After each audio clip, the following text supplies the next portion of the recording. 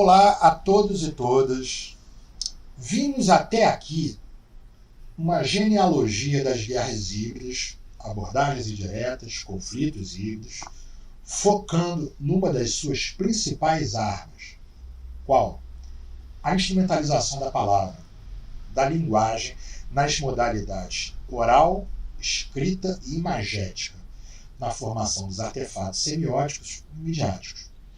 Nesse sexto vídeo aqui, a gente vai refletir sobre guerras híbridas no contexto do nosso tempo atual. E para esse vídeo, eu escolhi um acontecimento abordado no episódio 4 do documentário do Adam Curtis, O Século do Eu, que está disponível aqui no canal, e que é bem próximo ao fim da vida do Edward Bernays em 1995.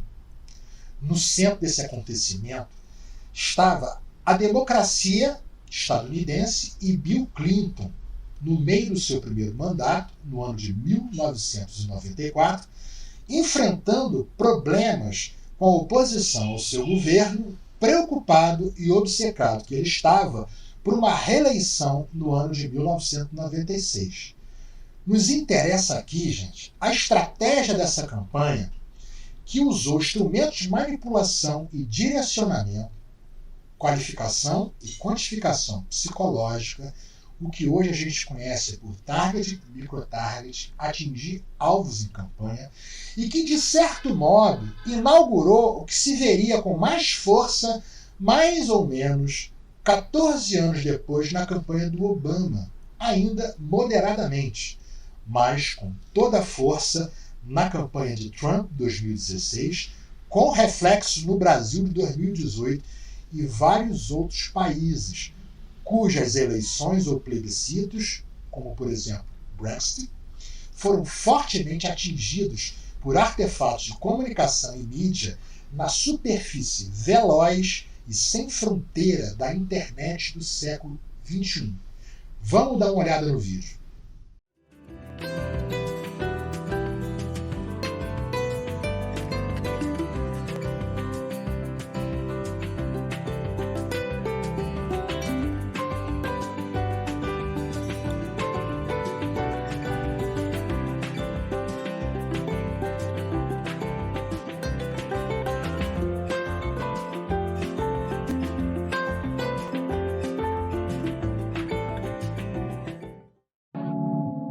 For Clinton, it was a disaster.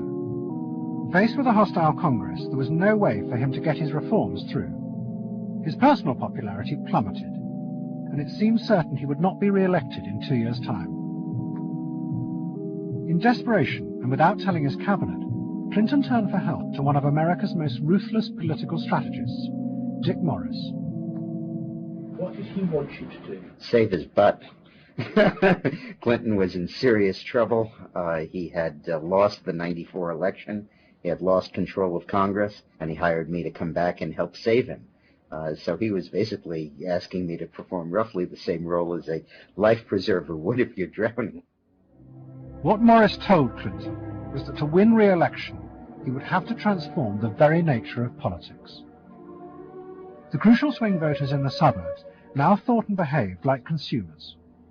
The only way to win them back was to forget all ideology and instead turn politics into a form of consumer business. Clinton must try to identify their personal desires and whims and then promise to fulfill them. If he followed those consumer rules, they would follow him. I said that I felt the most important thing for him to do was to bring to the political system the same consumer rules philosophy that the business community has. Because I think politics needs to be as responsive to the whims and the desires of the marketplace as business is.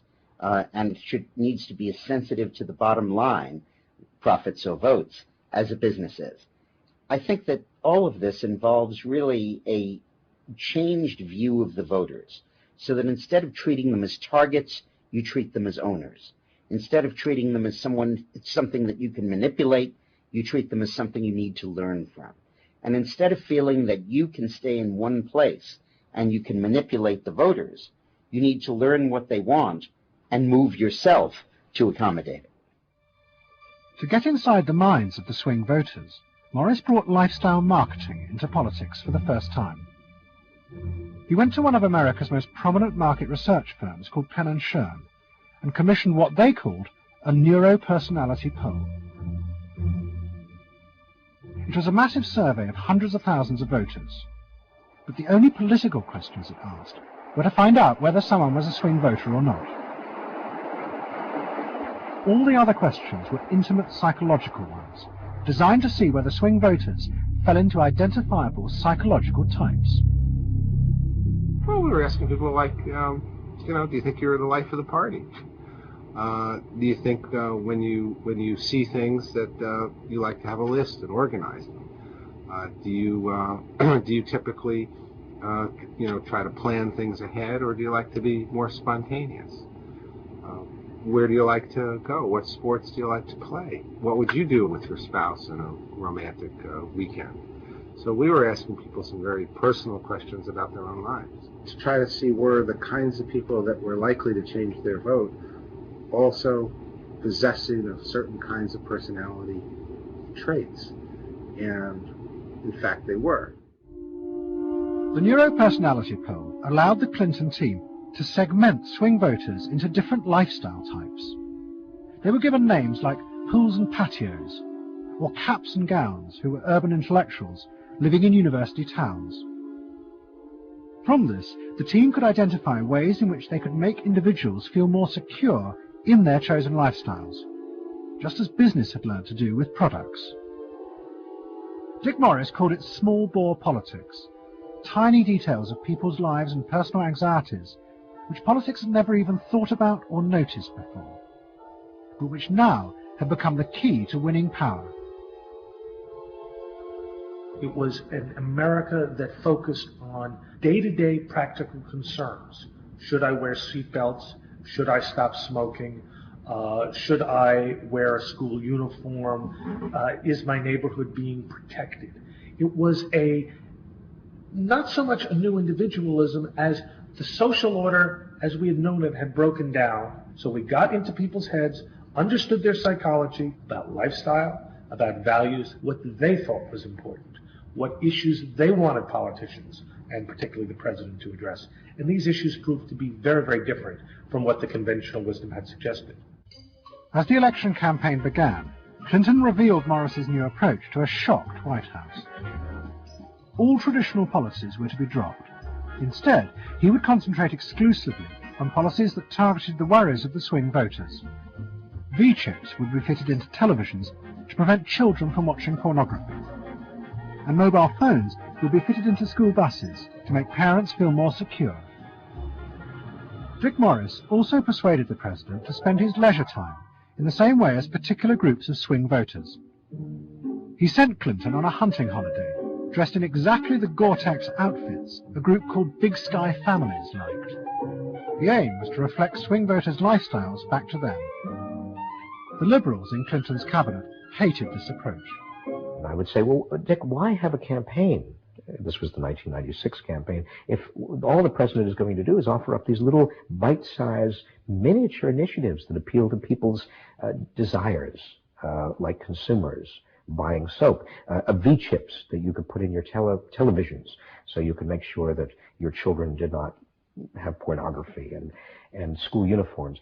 Why talk about them? They're so mundane and they're so tiny. And he would say back, if we don't do this, we may not get reelected.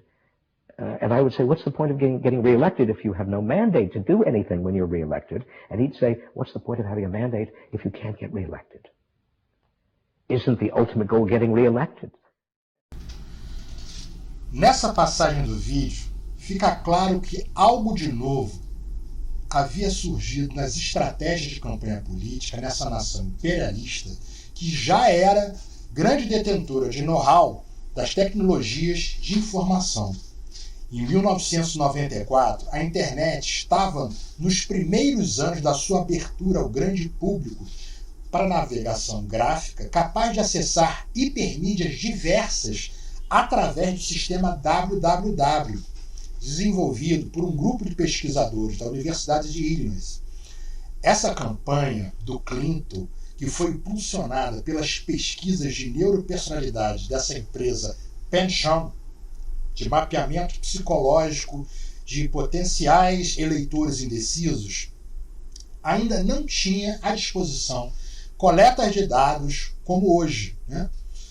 Como a gente sabe, não tinha WhatsApp, Facebook e Twitter nessa época. No entanto, já se usava análise e processamento de dados coletados por pesquisas de campo e por telefone. Deixo para reflexão a seguinte propaganda que é encontrada no site dessa referida empresa. Transformamos indústrias, elegemos líderes mundiais e destruímos mitos de longa data. Criamos percepções que valem para uma ampla gama de setores. Então, pessoal, a gente fica por aqui. No próximo vídeo a gente continua.